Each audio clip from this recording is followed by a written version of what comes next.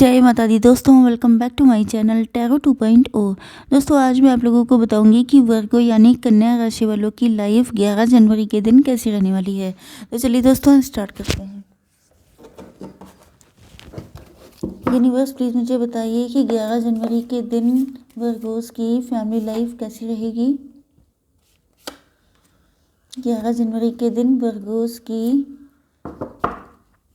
Love life and marital life कैसी रहेगी। Oh my God, ये कार्ड यहाँ कहाँ से आ गए। ओके,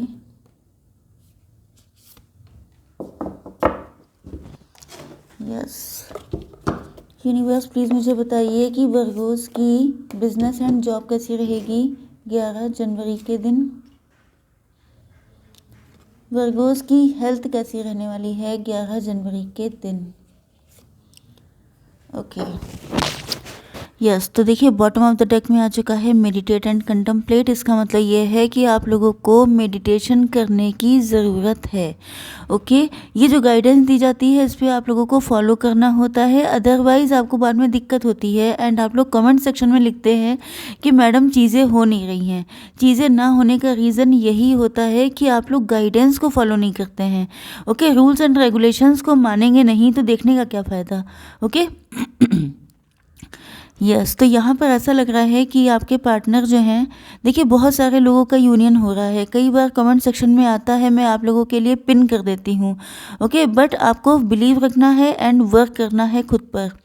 तो यहाँ पर मेडिटेट एंड कंtemplate करना है। अगर आपसे कोई गलती हुई है तो आपको उसको रियलाइज़ करना है, उसको दूर करने की कोशिश करनी है एंड अपने अंतर मन में झांकना है। ओके मतलब हर्मिट का कार्ड जो होता है बिल्कुल उसी तरीके से आप लोग को अपने अंदर झांकने की ज़रूरत है। ओके तो यहाँ पर आपके पार्टनर के साइन आ चुके हैं Libra, Gemini, Aquarius and Aries, Leo, Sagittarius. मतलब तुला, मिथुन, कुंभ राशि एंड मेष, सिंह और धनु राशि। तो चलिए देख लेते हैं कैसी रहेगी आपकी फैमिली लाइफ। यूनिवर्स प्लीज़ मुझे बताइए, प्लीज़ एक कार्ड दीजिए। यस, सरेंडर का कार्ड क्यों है? Oh shit.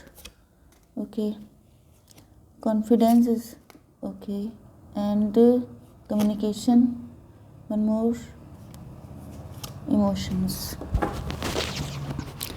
ओके यहाँ पर cancer, Scorpio, Pisces and taurus, Virgo, Capricorn भी आ चुके हैं। मतलब कर्क, वृश्चिक, मीन राशि एंड वृषभ, कन्या, मकर राशि हो सकते हैं आपके पार्टनर। इम्पॉर्टेंट नंबर हैं आपके लिए 4, 2, 2, 10, 9। ओके ये नंबर किसी भी तरीके से आपसे कनेक्ट हो सकते हैं, जैसे 94, 92 आपका बर्थ ईयर हो सकता है, 24, 29, 22 आपका बर्थडे हो सकता है या आपकी एज हो सकती है, 42 भी आपकी एज हो सकती है, 49 भी एज हो सकती है आपकी। ओके तो पहली चीज़ तो ये है कि आप लोग अपनी अथॉरिटी पे बैठे हुए हैं, मतलब आप लोग अपनी पावर में हैं, आप लोग इंट्यूटिव हैं। आपने बहुत लोगों को मतलब दुनिया देख रखी है आपने, क्योंकि आपके एक्सपीरियंस या तो ऐसे रहे हैं या तो आप एज से मैच्योर हो सकते हैं। एंड आप लोग देखने में काफ़ी ज़्यादा खूबसूरत हैं, पावरफुल हैं। आपको पता है कि आपके पास क्या क्या क्वालिटीज़ हैं, जैसे आपकी खूबसूरती, आपका टैलेंट, आपका इंटेलिजेंस, ये सारी चीज़ें।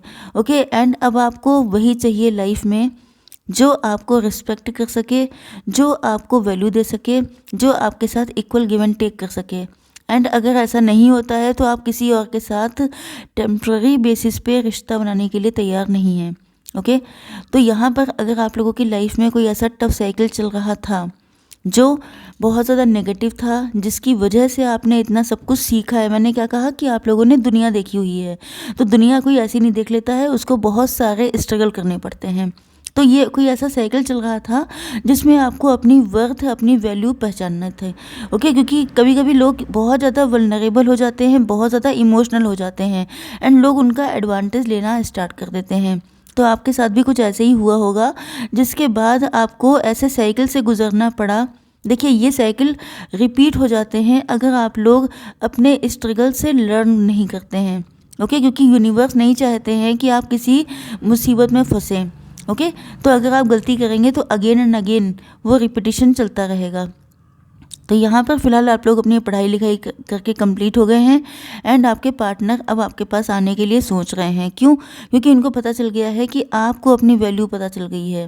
पहले इनको ये भी पता था कि आप अपनी वैल्यू नहीं समझते हैं, क्योंकि आप इनके पीछे भागते रहते थे, इनको चेस करते थे, तो ये भी आपसे भागते थे। क्यों? क्योंकि रनर एंड चेजर वाला डायनेमिक स्टार्ट हो जाता है। लेकिन जैसे ही आप लोग अपनी वैल्यू करते हैं, वैसे ही पार्टनर को भी रियलाइज़ हो जाता है कि अब ये मेरे पीछे आने वाली नहीं है। ओके, देन ये वापस लौटते हैं। तो यहाँ पे वही सिचुएशन मुझे दिखाई पड़ रही है। Just minute. ओके, देखिए ये लवर्स का कार्ड आ गया है। आप लोग ट्विन फ्लेम हो सकते हैं, सोलमेट। वही मैंने क्या कहा था, runner chaser, in and out करना, ये सब ट्विन फ्लेम सोलमेट में चलता है। ओके, एंड इसी जर्नी में आप लोगों को बड़े टफ लेसन लर्न करवाए जाते हैं। ओके, तो यहाँ पर आपको डिवाइन को सरेंडर करना है। यस, आपको डिवाइन को सरेंडर जब तक आप नहीं करेंगे, जब तक आप इनके पीछे भागेंगे, जब तक आप, देखिए रीडिंग देखना एक अलग बात होती है, क्योंकि आपको फीलिंग पता चल जाती है, कनेक्शन बना रहता है। लेकिन अगर आप इस कदर उतावले हो जाएंगे, बेसब्र हो जाएंगे, तो मान के चलिए फिर डिले होता जाएगा। ओके, आपके पार्टनर जो हैं ये भी डिवाइन को सरेंडर कर रहे हैं, क्योंकि इनको भी ऐसा फील होता है जैसे इनके हाथ में कुछ नहीं है, एंड इनफैक्ट हाथ में कुछ होता भी नहीं है। तो बेटर यही है कि ईश्वर पे छोड़ दीजिए। इन्होंने अगर किसी और से शादी की थी पास्ट में, तो ये अब होपफुल हैं कि आपके साथ अगर ये कनेक्शन में आते हैं तो ये इनके लिए बहुत ही लकी चांस होगा, क्योंकि luck is on your side है। इनको ऐसा बिलीव है कि अब आप जिस तरीके से सक्सेसफुल हो चुके हैं अपनी ज़िंदगी में, जिस तरीके से लक आपका साथ दे रहा है, उसी तरीके से इनकी लक भी ऐड हो जाएगा। मतलब अगर इनकी लक अच्छा नहीं चल रहा है तो ये भी और ज़्यादा लकी हो जाएंगे, अगर इनका बहुत अच्छा चल रहा है तो आपका भी ऐड हो जाएगा। ओके, तो हो सकता है ये डिवोर्सी हों। अगर इन्होंने पास्ट में किसी और के साथ मैरिज की थी तो वहाँ पे डिवोर्स हो सकता है हो गया हो, या ये किसी थर्ड पार्टी में हो सकते हैं। ओके, अब आपकी बिजनेस एंड जॉब के लिए कार्ड आए हैं ये वाले, एंड आपकी हेल्थ के लिए ये। यस, तो यहाँ पर ऐसा लग रहा है कि आप लोग बहुत ज़्यादा परेशान मुझे दिखाई पड़ रहे हैं, रात को नींद नहीं आ रही है। हो सकता है कि आप लोग अपनी लव लाइफ, मैरिटल लाइफ या फाइनेंशियल लाइफ को लेके परेशान हैं, एंड आपके अंदर पैशन काफ़ी ज़्यादा है, लेकिन सब कुछ स्टक है। स्टक इसलिए है क्योंकि यहाँ पे सरेंडर टू द डिवाइन का कार्ड आया है। आपको डिवाइन को सरेंडर कर देनी है सारी चीज़ें। ओके, अगर आपके फाइनेंसेस आगे नहीं बढ़ रहे हैं, अगर आपकी लव लाइफ आगे नहीं बढ़ रही है, क्योंकि सारी चीज़ें आपस में होती हैं इंटरकनेक्ट। ओके, तो बेटर ये है कि आप लोग ईश्वर पे छोड़ दीजिए, क्योंकि वैसे भी हाथ में कुछ नहीं है। अगर आप टेंशन लेंगे तभी भी क्या मिल जाएगा, एंड आप लोग रिलैक्स हो जाएंगे तभी भी मतलब जो कुछ ईश्वर को करना होगा करेंगे। ओके, आपकी देखिए हेल्थ भी कितनी ज़्यादा ख़राब है। मतलब ये आपकी इमोशनल हेल्थ हो सकती है, आपकी मेंटल हेल्थ, आपकी एनर्जेटिक लेवल पे हेल्थ। मतलब आपको लग रहा है जैसे बॉडी में जान बची नहीं है, अब आप नहीं लड़ पाएंगे, अब आप नहीं कर पाएंगे। तो ये सब होने से लाख गुना अच्छा है कि आप लोग सरेंडर कर दीजिए। हालांकि सरेंडर करना इतना इजी नहीं होता है, नहीं तो हर कोई कर लेता, बट यहाँ पे ऑप्शन नहीं होते हैं। मेन चीज़ यही है, आप ये मान के चलिए कि ह्यूमंस के पास ऑप्शन नहीं है, आपको जो बताया गया है आपको वही करना है। ओके, हालांकि मैं बहुत ज़्यादा डीप नहीं जाऊँगी बट क्योंकि ये लव रीडिंग है, बट यहाँ पर आपको सरेंडर करना चाहिए। ओके, अगर आप बेटरमेंट चाहते हैं तो देख लेते हैं कैसी रहेगी आपकी love life and marital life.